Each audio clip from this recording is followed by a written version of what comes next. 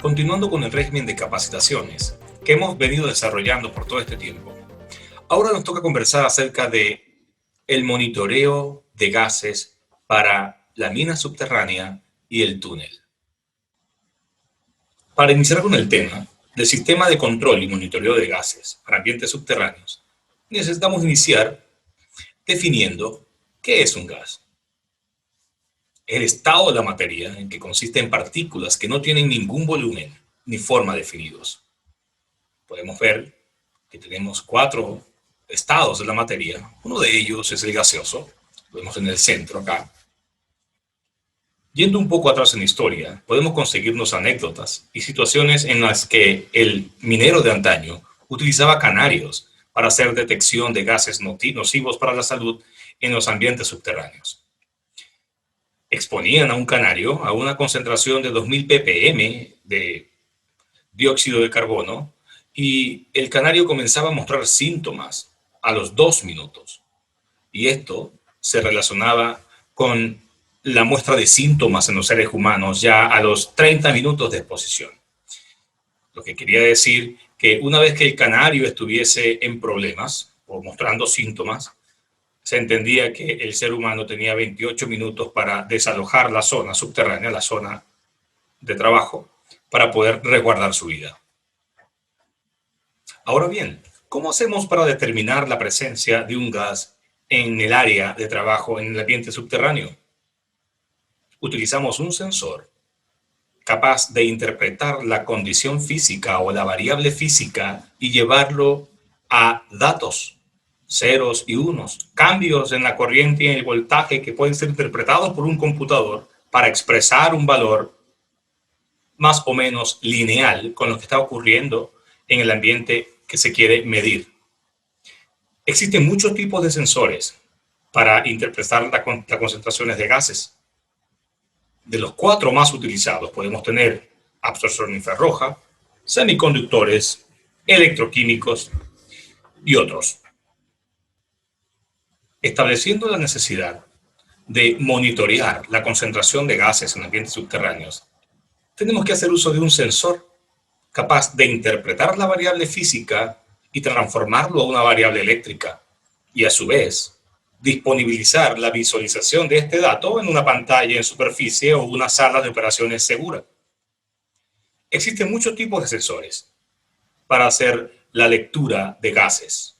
Nosotros vamos a estudiar los sensores electroquímicos. Los sensores electroquímicos hacen uso de un electrolito cargado con la composición del tipo de gas que deseamos sensar o leer. Y una vez que la rejilla o boquilla en donde se hace el muestreo del gas se expone a este electrolito, la conducción de la corriente, los niveles de corriente comienzan a variar en función de la presencia del gas. Y estos cambios eléctricos son interpretados por el sistema de control de visualización y control de gases para poder expresar un valor que sea relacionado con la concentración del gas leído. Una vez establecido el tipo de gas que queremos sensar o supervisar, entonces entramos a conversar del controlador al cual yo voy a cablear ese sensor de gases o al cual yo voy a entregar los cambios de corriente o voltaje para que ese controlador las interprete y las disponibilice en algún sistema de superficie o alguna sala de control. Este controlador debe cumplir con ciertas características que le provean a la operación un fácil despliegue, alta disponibilidad, que sea fácil de instalar, que sea fácil de operar y que sea fácil de mantener. Y que a su vez le provea al técnico en terreno la posibilidad de configurar y establecer parámetros de alarmas que puedan evitar catástrofes en el desarrollo del trabajo. A menudo pensamos que con solo disponibilizar el dato en superficie de la supervisión de un gas en específico es suficiente. Pues no. De conformidad con las normas KOSH, necesitamos tener la supervisión del dato STIL y TWA para cada uno de los gases venenosos o gases nocivos para la salud. El TWA nos indica que podemos estar expuestos a un promedio ponderado de baja concentración de gases en 8 horas en un día laboral, que no pueda superar 40 horas a la semana. Y tenemos por otro lado el STIL o la exposición corta de un promedio ponderado de 15 minutos. Es decir, exposiciones a concentraciones un poco altas con respecto al TWA del gas en específico que no superen 15 minutos.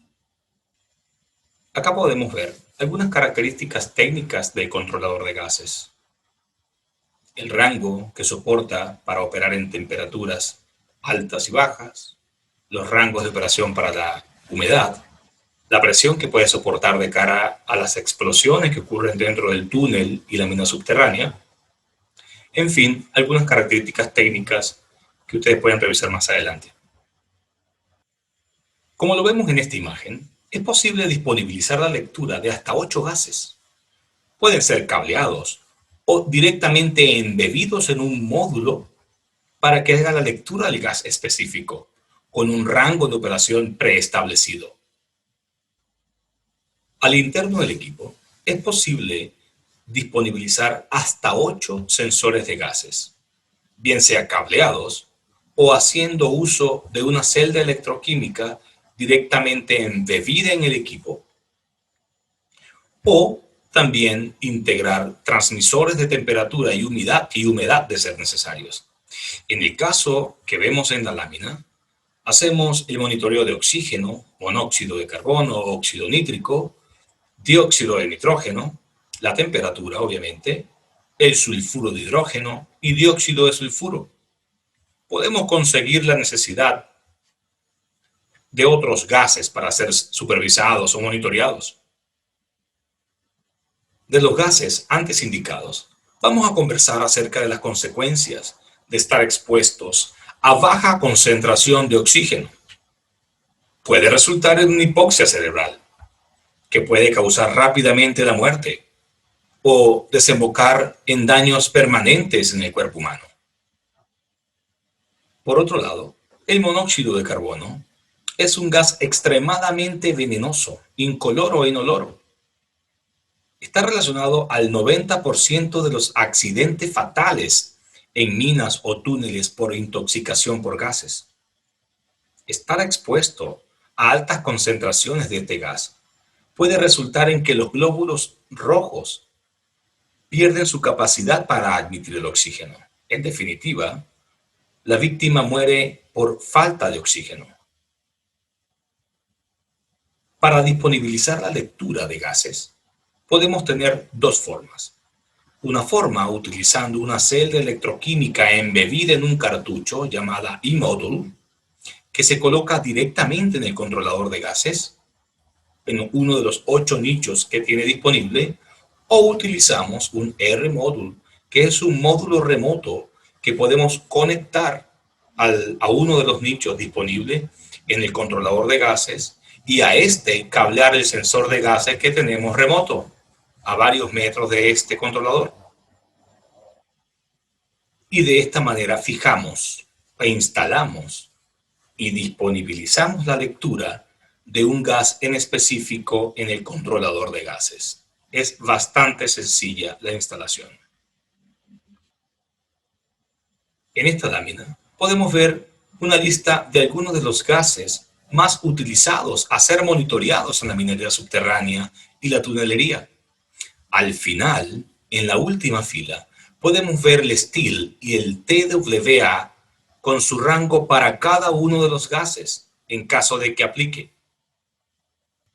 Aquí podemos ver una estación de monitoreo de gases conectada a la red de mina, transmitiendo el dato a través de la fibra óptica hasta la sala de control o la sala de monitoreo. Una vez que tenemos disponibilizado el dato en superficie o en el sistema de monitoreo de los tipos de gases que queremos visualizar o supervisar, debemos tener conciencia que mensualmente existe una desviación en estos sensores de más o menos 2%. Es por ello que debemos asegurar una calibración de estos sistemas a lo menos cada 6 meses. Para esto, hacemos uso de una válvula de 0.5 litros por minuto o el gas patrón respectivo para el sensor que vamos a calibrar, una manguera y una boquilla que vamos a acercar a la zona de lectura del sensor de gases en específico. Viendo de cerca la conexión del controlador de gases a la red de interior mina para disponibilizar sus datos en superficie, nos damos cuenta que podemos disponer de lectura de humedad, además de los gases, de temperatura y de caudal de aire si es necesario. Una vez que tenemos el dato disponibilizado en el sistema de control y adquisición de datos, un sistema SCADA, por ejemplo, se recomienda que cada uno de los sensores de gases tenga una pizarra que muestre la concentración de cada uno de sus gases con una alarma por baja y una alarma por alta, que tenga una relación con los colores que vamos a ver en el sistema de control y adquisición de datos, así como las alarmas para el STIL y el TWA muy importantes cuando estamos supervisando gases venenosos. Aquí tenemos otra vista en la que podemos ver el controlador de gases conectados a la red, utilizando Modbus TCP como protocolo de comunicación hacia el sistema SCADA, utilizando la red de datos de mina de alta velocidad para disponibilizar el dato en superficie. Yéndonos un poco más adentro, de cara a la necesidad de supervisar la concentración de gases y también pues de temperatura dentro de la mina, es posible disponibilizar el dato de gases, concentración de polvo o temperatura, utilizando un camión o algún equipo mecanizado que recorra a lo largo de la mina, poder disponibilizar el dato, por ejemplo, de temperatura o de gases a lo largo de la mina, sectorizando los trozos o segmentos de la mina y poder disponibilizar ese dato en superficie. Por ejemplo, esta lámina que tenemos acá nos muestra el valor de la temperatura a lo largo de todas las subzonas del túnel o la mina. Podemos usar esto para tener una analogía de que también es posible leer la concentración de gases a lo largo de un túnel y poder enviar ese dato a superficie e indicar en qué zonas tenemos más o menos concentración de dióxido de carbono o monóxido de carbono, por ejemplo. Siguiendo en la línea de monitoreo de gases de forma portátil, nosotros podemos disponibilizar la lectura de gases para frentes de trabajo que están en avance, bien sea antes o después de la voladura, o hacer la instalación previo a voladura, realizar la voladura o la explosión para seguir avanzando en el túnel o en la mina, y dejar una estación de monitoreo de gases haciendo lectura de las señales de los gases que deseamos disponibilizar, que deseamos supervisar, para así determinar cuánto tiempo debemos esperar para reingresar a la zona.